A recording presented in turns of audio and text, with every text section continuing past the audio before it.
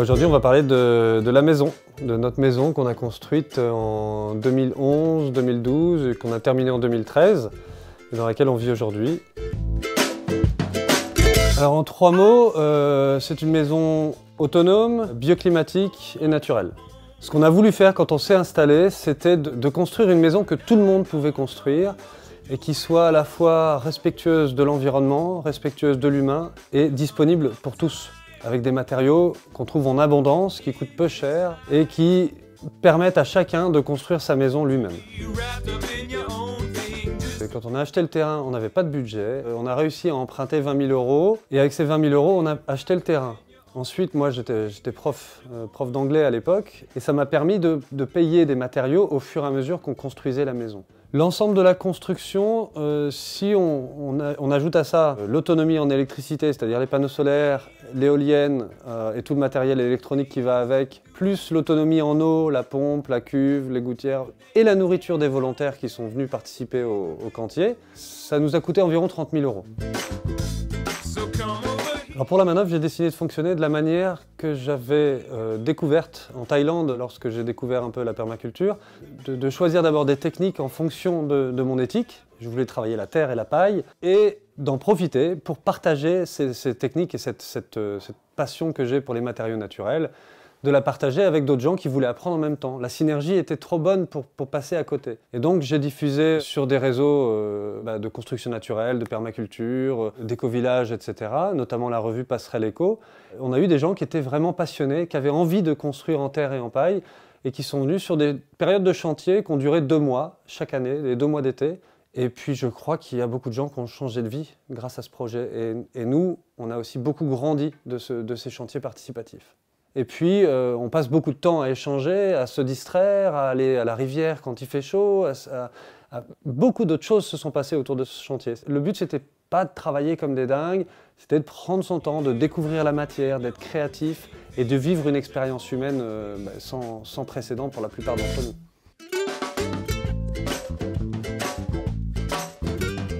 La maison n'est pas connectée au réseau, elle est entièrement autonome en électricité, c'est-à-dire qu'on a un parc de batteries qui est assez faible, 4 batteries de 250 ampères-heure, on a un équivalent 2000 watts de panneaux solaires et 700 watts d'éolien, qui fait un bon compromis puisque quand on n'a pas de soleil pendant 15 jours, les panneaux solaires vont donner peu, l'éolienne elle va tourner, parce qu'en général quand il n'y a pas de soleil, il y a du vent. Et l'éolienne elle a un avantage, c'est qu'elle tourne aussi la nuit. Donc elle est moins performante, beaucoup moins performante que des panneaux solaires, mais elle nous permet de combler un trou important. On a construit l'éolienne avec une association du coin qui s'appelle l'Atelier du Soleil et du Vent et qui permettent à des gens comme ça de construire leur éolienne chez eux. Et c'est des éoliennes qui sont très performantes et qui tournent à très petit vent. Alors là, c'est le local technique où il y a les batteries. Donc ça, c'est des batteries que j'ai récupérées. Donc c'est des petites batteries de 2 volts chacune. Enfin des petites batteries, des grosses batteries, il y en a 12. Donc là on est en 24 volts. 24 volts qui sont régulés, donc où il y a les panneaux solaires et l'éolienne qui viennent charger ces batteries. Et c'est régulé avec un petit régulateur solaire. Et ensuite transformé avec le convertisseur qui est là-bas en 220. Donc il y a un tableau 220 là, ici qui n'est pas très propre parce que assez récent puis pas encore tout à fait fini. Et ici un tableau électrique pour le 12 volts. Avec une résistance de dissipation, si jamais il y a trop de courant, il faut continuer à dissiper cette énergie, puisque sinon ça va affecter les panneaux solaires. L'emplacement du poêle est central. La maison a été conçue avec beaucoup d'inertie à l'intérieur et beaucoup d'isolation à l'extérieur. Ce qui fait que le poêle va chauffer l'air ambiant, mais aussi chauffer les matériaux qui sont un peu partout autour de nous. Le bois vient de la forêt qui est au fond du jardin, donc ça c'est très pratique. Et l'idéal, je dirais, c'est de ne pas avoir besoin de trop chauffer sa maison. C'est pour ça qu'on utilise aussi l'énergie solaire. Quand il fait soleil, on ne chauffe pas. En général, la véranda chauffe la maison, la baie vitrée chauffe la maison, donc on n'a pas besoin d'allumer le poêle. L'inertie de la maison permet aussi de ne pas chauffer la nuit, c'est-à-dire qu'on va chauffer le soir, un dernier feu, monter la température à 21-22 degrés le soir, et puis la nuit, la température va redescendre et le matin, il fera frais. Mais la température ressentie dans une maison en terre est bien différente des autres matériaux en général. C'est-à-dire que même à 16 degrés, on a un ressenti confortable. Et puis on chauffe aussi l'eau sanitaire avec un chauffe-eau à bois que nous avons construit nous-mêmes sur le modèle du Rocket Stove, avec l'inspiration d'autres personnes, notamment Permaculture Design qui à l'époque en avait réalisé un. Alors, on chauffe le ballon, qui est un ancien ballon à gaz, dont on a retiré le moyen de combustion à gaz dessous, qu'on a remplacé par une chambre de combustion de Rocket Stove, un peu améliorée, hein, qui nous permet d'avoir une combustion performante, c'est-à-dire propre, mais aussi très chaude, qui va chauffer le volume d'eau à environ 70 degrés, et cette eau-là, elle va rester utilisable jusqu'à qu'elle descende en dessous de 40 degrés. À peu près 2 jours d'autonomie en eau chaude, c'est quand on a allumé le chauffe-eau. Et ensuite, l'idéal, ce serait de coupler à ça un chauffe-eau solaire. On a déjà un chauffe-eau solaire pour les adhérents de l'association qui viennent, mais pas sur notre maison. Quand on va changer de chauffage, puisqu'on va changer de chauffage, on va utiliser la technologie Rocket Stove, et vous allez trouver des vidéos sur notre chaîne qui sont liées à ça. On va mettre un poêle très performant et on va construire de la masse autour. Et donc la chaleur ne va pas servir à rayonner et à chauffer l'air, elle va chauffer la masse thermique qui, elle, va chauffer l'air ambiant, mais de manière douce et diffuse, et aussi de manière plus agréable encore que le rayonnement direct du poêle. Et ça, c'est vraiment important, c'est-à-dire qu'on aura une combustion beaucoup plus efficace et une manière de chauffer beaucoup plus efficace aussi. Et on espère aussi rajouter un échangeur d'eau pour pouvoir chauffer l'eau grâce au poêle qui chauffe la maison.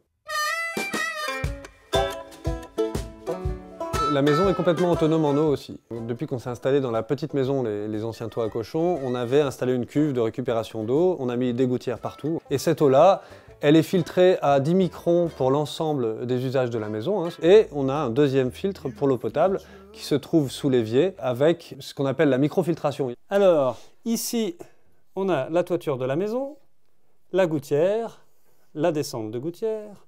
On peut filtrer déjà en mettant un petit grillage ici pour éviter les feuilles qui tombent des arbres et qui vont salir.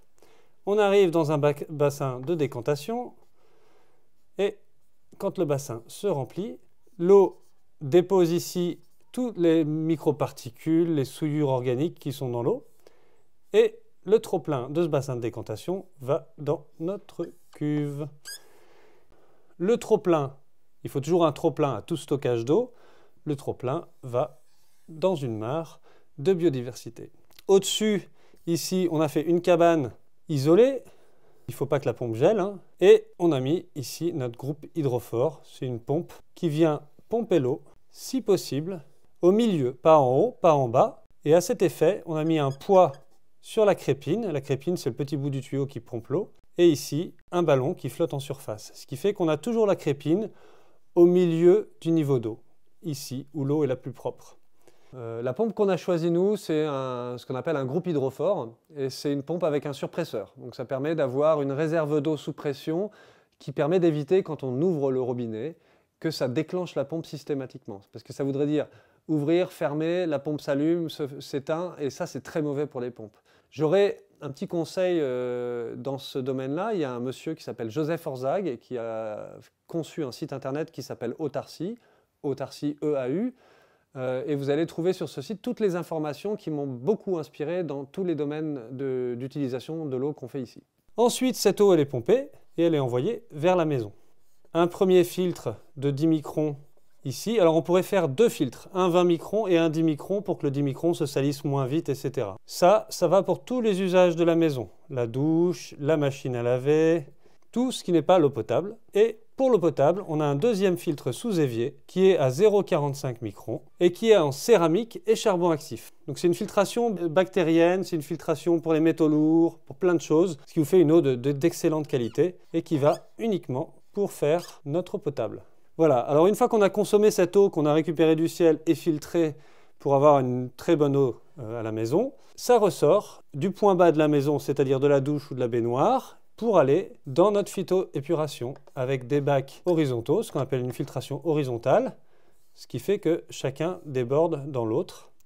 Et ici, on a des billes d'argile ou de la pouzzolane pour que nos plantes puissent pousser. En effet, la pouzzolane, elle a plein d'infractuosités, plein de petits trous dedans, une énorme surface de contact où il peut y avoir de l'oxygène qui se stocke.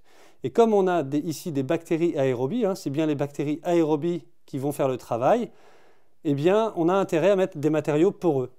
Donc la pouzzolane fait cet effet et elle peut abriter énormément de bactéries. Les racines des plantes poussent dans ce milieu et les bactéries qui sont en symbiose avec les racines des plantes leur préparent, leur digèrent les bactéries et les rendent assimilables par les plantes. La matière ainsi produite peut être récoltée plusieurs fois dans la saison pour être mise au potager. Et une fois que c'est passé à travers nos différents bacs, en général, sans les toilettes à eau, on est à 2 mètres carrés. Avec des toilettes à eau, on est à 5 mètres carrés par équivalent habitant. Le trop-plein vient se jeter dans la mare de biodiversité où on a nos petits canards qui viennent se baigner entre le mangeage des limaces et des escargots. Dans une phytoépuration, ce n'est pas tellement les plantes qui vont filtrer l'eau. Bien sûr, elles vont pomper de l'eau, mais c'est les bactéries qui vont transformer la matière organique en substances assimilables par les plantes. Et donc, c'est plutôt les bactéries qu'on essaye de faire vivre dans une phytoépuration. Et elles vont plutôt apprécier une eau de pluie chargée en éléments organiques qui vont venir de par votre vaisselle, votre évier, etc. Ce qui allait très bien avec notre mode de vie, c'était l'utilisation des toilettes sèches. Les épurations classiques ne traitent pas bien les phosphates et les nitrates et que nous, on n'a pas envie de participer à cette pollution de l'écosystème. Donc, on avait déjà dans l'idée de faire une phytoépuration. Et pour réduire l'impact ou l'étendue de cette phytoépuration, mais en plus récupérer une matière fécale, mais de qualité excellente puisqu'on mange des bonnes choses ici, on l'a fait composter avec de la sûre qui vient de la scierie du coin et on stocke ça juste pendant 2 ans avant de mettre ça au pied de nos arbres.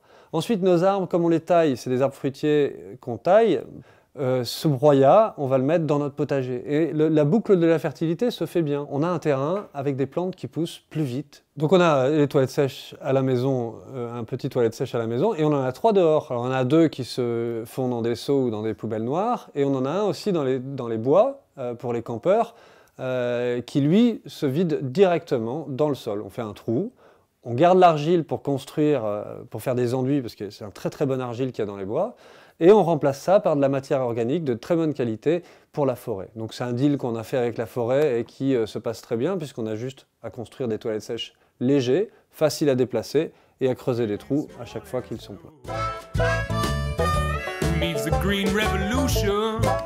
La maison, elle est bioclimatique pour plusieurs raisons. D'abord parce qu'elle est très bien isolée. Les bottes de paille font une excellente isolation. À l'intérieur, on a beaucoup de masse thermique, ce qui fait que si la chaleur rentre et qu'elle arrive par le poêle ou le soleil, la masse thermique va agir comme une pile à chaleur. Elle va stocker de la chaleur et la redistribuer dans le temps, soit sur les prochaines 12 heures, soit les prochaines 24 heures, soit d'une saison à l'autre. Elle stocke aussi la fraîcheur de l'hiver pour l'été. Ce qui fait qu'une fois qu'on a chauffé l'espace, comme c'est bien isolé, ça reste et ça reste dans la masse thermique. Et en plus, on a optimisé l'énergie la plus gratuite et la plus abondante qu'on connaisse, c'est-à-dire le soleil, avec 60% de surface vitrée au sud, comme on peut faire sous nos latitudes, et une véranda qui fonctionne aussi très très bien comme accumulateur de chaleur. Il nous suffit d'ouvrir la porte qui donne sur la maison et on chauffe notre maison dès qu'il y a le moins de rayons de soleil. Un petit détail intéressant, c'est que si votre véranda a une ouverture au nord,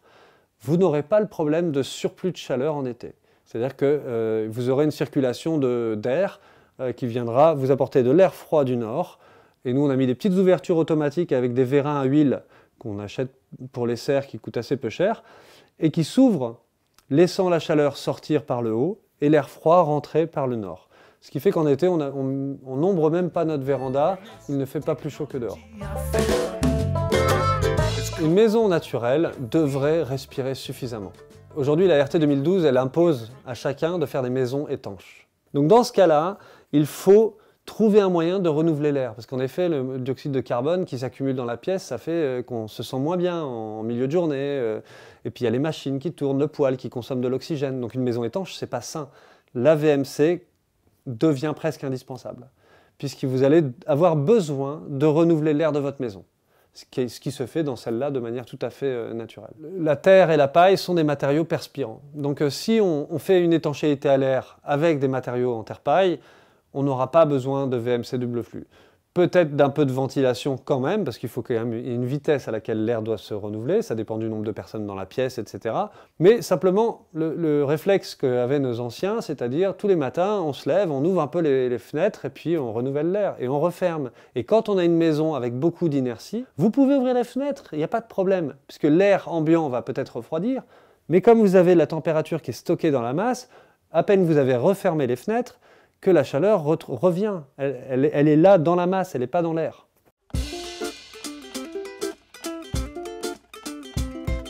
J'ai découvert la construction en terre-paille en Thaïlande, donc pas du tout dans les mêmes conditions climatiques. Et là-bas, il n'y a pas besoin de faire des maisons, on fait des cabanes et on ne vit pas dedans. On dort dedans et puis c'est tout, le reste du temps on est dehors. Mais je savais que je voulais construire avec des matériaux que je maîtrisais, que sensiblement je palpais et que voilà. C'est des techniques qu'on peut maîtriser très facilement, la terre et la paille. Et en fait, en cherchant, je me suis aperçu qu'on construisait des maisons en paille et en terre par chez nous. Et que même les premières maisons ont plus de 100 ans et sont encore debout, encore efficaces. Il suffit de les visiter et de se rendre dedans pour se rendre compte comment le bien-être est différent dans une maison en terre-paille, l'acoustique, l'hygrométrie, la gestion de l'humidité, tout m'a convaincu sur l'utilisation de la terre et de la paille sous nos latitudes. Alors bien sûr, il ne faut pas que tout ça prenne la pluie, ça veut dire une bonne toiture, tout simplement, et puis des bons enduits extérieurs. Mais tout le reste à l'intérieur, ça peut être de la terre et de la paille, ça ne pose aucun problème.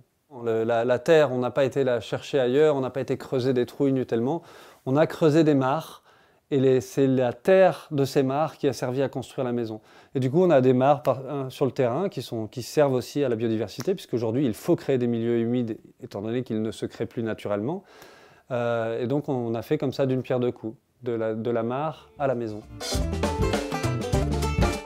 Il y a aussi une technique que beaucoup de gens nous envient quand ils viennent visiter la maison, c'est la technique du béton de terre. C'est ce qui nous a permis de réaliser la dalle de cette maison, donc la dalle primaire, qui est assez grossière et assez maigre. Donc c'est en général très peu de terre, beaucoup de sable. C'est un volume de terre pour 4 à 5 volumes de sable. Et ça, il faut faire des tests, mais c'est très simple. Et ça se coule comme du béton. Très très facile à travailler. Et puis en finition, on a choisi aussi la terre. Il y a certains endroits où les pièces d'eau où on a mis de la chaux, pour éviter justement le développement de champignons, des choses comme ça, en cas de dégâts des eaux, simplement. Et puis dans la salle à manger, dans le salon, on a fait des finitions en terre crue qui sont plus lisses, mieux travaillées. Alors dans le salon, on a choisi quelque chose qui est un peu chronophage, mais dont on est très content, parce qu'on voulait des tomates. Et en fait, les tomates, on s'est aperçu que ce n'était pas dans nos moyens. Et donc on a réalisé des tomates en terre crue. Alors on a fait un moule en bois, bien poncé, bien huilé. Et on a coulé de la terre crue au sol. Avec, bien sûr, dans la recette, un peu plus compliqué, on a mis des ferments, on a mis du crottin de cheval pour avoir de la fibre petite qui agrège tout ça et qui solidifie tout ça. Et donc on a un sol qui est relativement solide, qui est très joli, on est assez content et c'est une petite innovation maison. Si on est pressé par le temps, on n'aura jamais d'idées créatives. D'ailleurs, ce qui a fait la plus grosse créativité ici, c'est plutôt la participation des gens de l'extérieur qui disaient « Ah ouais, moi j'aimerais bien essayer de faire ça ». Puis moi je disais bah, « Allez-y, essayez. Si jamais ça ne le fait pas, on tombera puis on recommencera. » Parce que la terre, ça a aussi cet avantage-là, c'est qu'il n'y a pas de prise chimique, c'est une prise au séchage. Ce qui fait que si tu rates, bon, bah, tu casses, tu remets dans un seau, tu remets de l'eau, tu mélanges, et c'est reparti, tu refais ton enduit. On avait cette marge de manœuvre-là et c'est important de la garder. On dit toujours n'habitez pas dans votre maison avant qu'elle soit finie. C'est vrai. Préparez bien le chantier en amont, toutes les étapes. Faites-vous un organigramme de Gantt ou tous les outils qu'on connaît pour bien avoir le chantier préparé et en même temps lâcher prise aussi. Mais de prévoir que pendant le chantier, tous les soirs, vous allez vous poser pendant une demi-heure à réfléchir. C'est ce temps-là, ce temps de déphasage et de recul qui est indispensable tout le temps. Le fait aussi qu'il y ait plein de gens pour échanger, passionnés, convaincus, voilà, tout ça, ce milieu est propice et favorable à la créativité. Alors j'espère que ces petites images et cette histoire-là vous aura touché et que ça vous aura convaincu en tout cas sur l'usage des matériaux naturels, de l'intérêt de construire une maison qui respecte nos 3 éthiques et que c'est abordable pour tous. Et que vous pouvez vous aussi aujourd'hui choisir de passer aux matériaux naturels, de bioclimatiser entre guillemets votre maison et de choisir des stratégies qui sont adaptées à un respect de l'environnement et au respect de l'humain.